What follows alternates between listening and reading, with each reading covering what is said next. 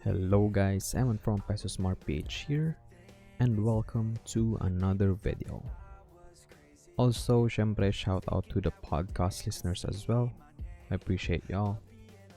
Okay, our topic for today is the top 5 dividend stocks from PSE or the Philippine Stock Exchange. So ayan, list out muna natin yung mga companies or yung stocks na, pumasok dito sa list na to. So yeah, yung first one is yung SPC, yun yung company code niya. So it's in full SPC Power Corporation. Yung dividend yield niya nung 2019, so the recent year is 12.66%. So yeah, medyo mataas yun. And then SHLPH, so that's Philippine Petroleum Corporation. Yung 2019 dividend yield niya is 8.98%. Then next one is GMA7. Very familiar to sa atin lahat. GMA Network Incorporated. 2019's dividend yield is at 8.18%. Then number 4, PLC. Premium Leisure Corp yan. 2019 dividend yield is 8.81%.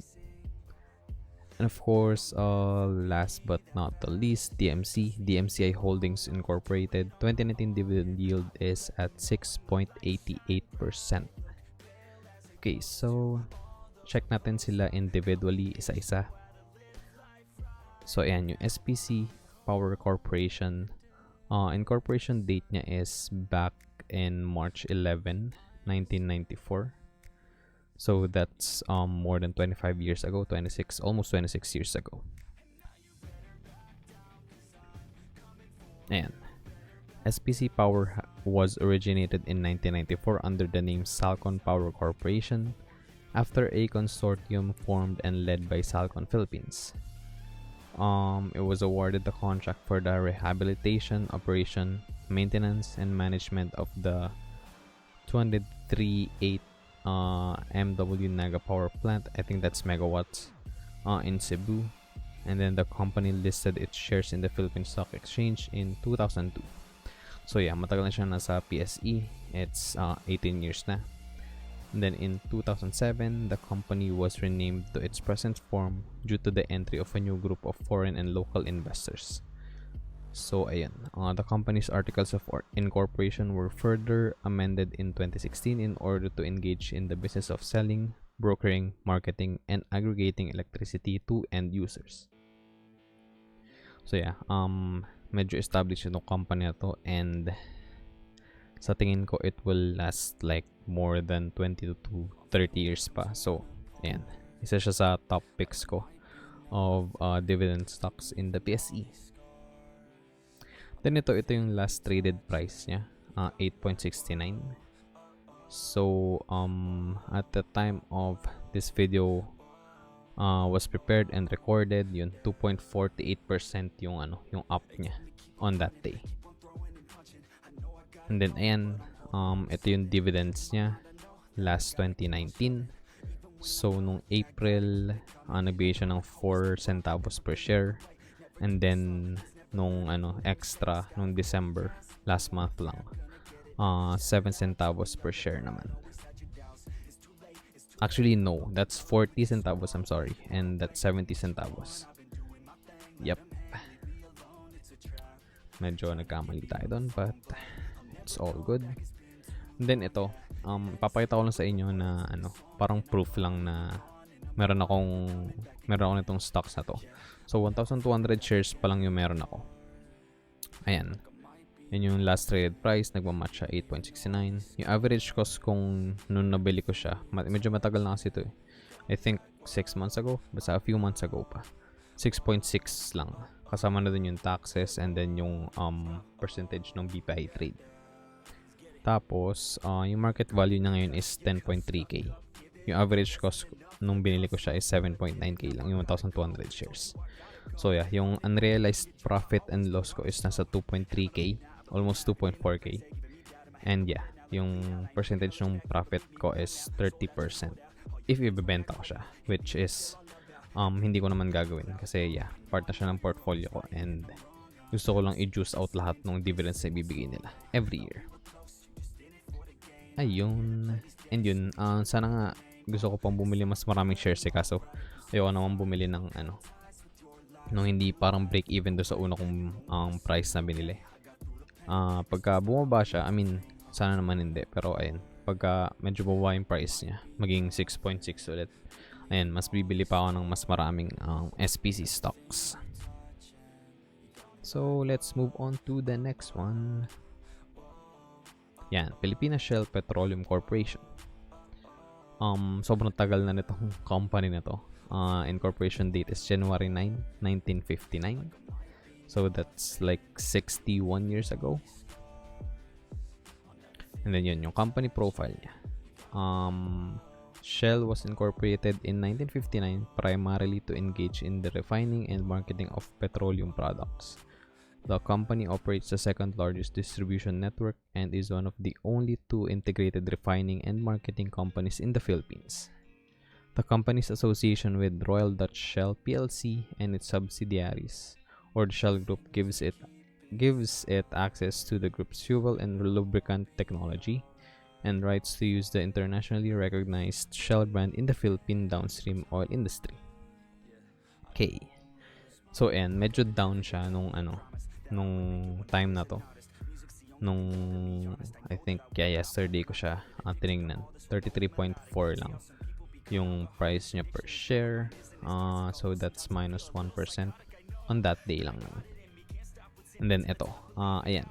3 pesos yung binigay niyang 3 pesos per share yung binigay niyang dividend last year. Last April pa yun.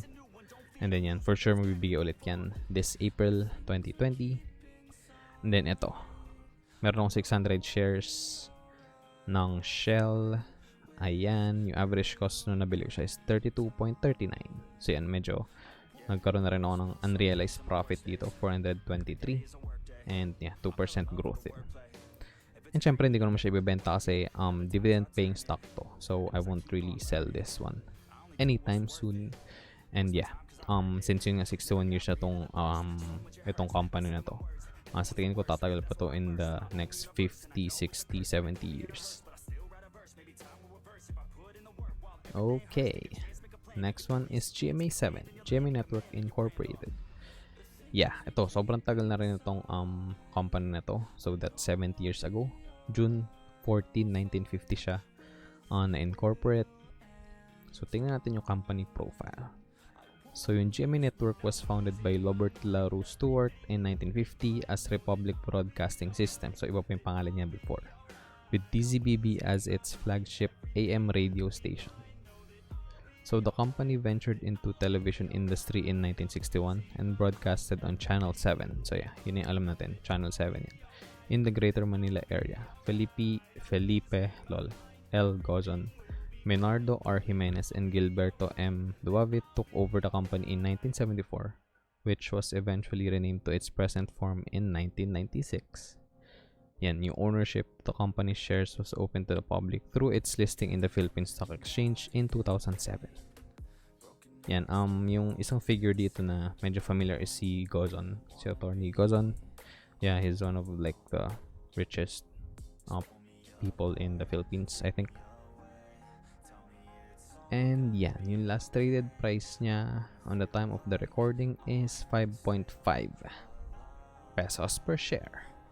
So yan, maliit na growth ng 0.3% on that particular day. And then last year, yung dividend na binigay niya is 0.45 pesos, so 45 centavos. And then, ayan, medyo marami akong GMA stocks, so 3,400 shares na yung nabili ko. Yung average cost is 5.7, so ayan, medyo nasa loss tayo dyan. Unrealized naman yun. So that's okay. So minus 1.1k na yung lugi natin. So that's 5.72%. But that's fine as long as they give us, yung dividends every year. Okay lang yan. Kahit bumaba pa yan. And mas natutuwa ako pag bumaba yung prices ng stocks na binibili ko. Lalo na pag dividend paying. Kasi mas makabili pa ako ng mas marami. And mas mura ko siya mabibili, di ba? Then let's move on to the next one, PLC Premium Leisure Corp. So, na-incorporate siya noong October 26, 1993. Yan, medyo bago pa lang siya. Pero, yeah. It's, it's 20, ilang years na ba? 27 years. Almost 27 years. Company profile. Yan, medyo mahaba siya. So, Premium Leisure was incorporated in 1993 as Sinophyl Exploration Corporation Company Incorporated, with oil and gas exploration and development as its primary purpose. The company was a participant in several survey and exploration contracts and permits entered into the Philippine government, covering certain petroleum contract areas in various locations. The softening of investor interest in oil exploration and mining companies led to a change in the company's conversion into an investment holding company. Its corporate name was changed to Sinophyl Corporation in 1997. Ayan. Then yun, nag-shift ulit sila to gaming-related businesses. So, I think casinos. So, in 2014, a series of transactions lead to the company's acquisition of its parent Bell's stake in Premium Leisure and Amusement, Incorporated and Pacific Online Systems Corporation in exchange for its non-gaming related assets. Ayan. And then, yun, hindi siya masyado highly traded stock, pero yeah, maganda pa rin siya. So 0.57, so 57 centavos yung last traded price niya. And then last year, yun, 5 cents yung yung binigay niyang dividend per share. Then yan, medyo marami akong PLC stocks, so 10,000 kasi mura lang siya 57 cents lang siya. So yun, yung market value is 5.6k. Total cost nung binili ko is 5.9k. So medyo lugi tayo ng 280 pesos dyan. But it's okay. Mataas naman yung dividend yield nila. And kung year nila ibibigay, that's fine.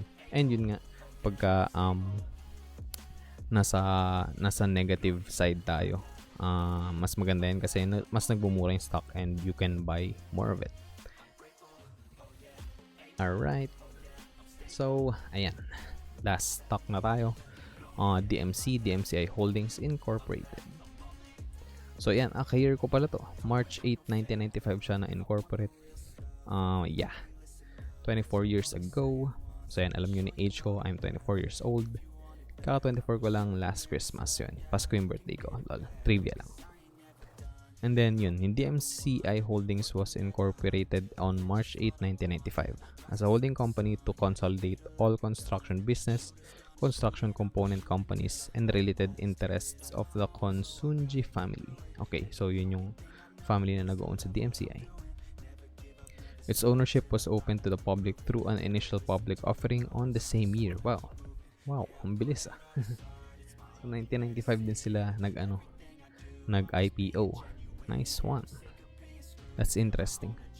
So yung last traded price niya is 6.98. So 4.33% yung growth niya in that particular trading day. Actually medyo nag plummet yung prices nung stock sila like the last few weeks, lalo na December and November. And then yan, medyo nakaka-recover na siya ngayon. I think bumaba siya hanggang like 4 pesos, parang ganun. Pero yeah, hindi naman ako kinakabahan. And then yun, yung binigay niyang dividends last year is 20 cents and 28 cents. So yan, merong special and may regular. Tas ayan, yun. Meron akong 3,500 shares nitong DMC. Yung market value today is 24k and then yung total cost ng binili ko is 27k. So yeah, medyo 3k na yung natin dyan. Yung losses natin, pero unrealized naman yun, so that's fine. And yun nga, nung bumaba tong prices ng DMC, mas bumili pa ako ng mas marami. Alright, so ayan, we have reached the end of this episode. Don't forget to give this video a thumbs up if you liked it. And syempre, subscribe na rin kayo to my channel and ring the notification bell so you won't miss any of my videos. Remember, new episodes come out every Tuesday and Thursday. So yeah, TTH yan every week. So let's end it with a quote from Mr. Warren Buffett. Never test the depth of the river with both feet. And guys, thank you guys for watching, and sana may natutunan kayo. I'll see you guys in the next one, and remember, be Peso smart.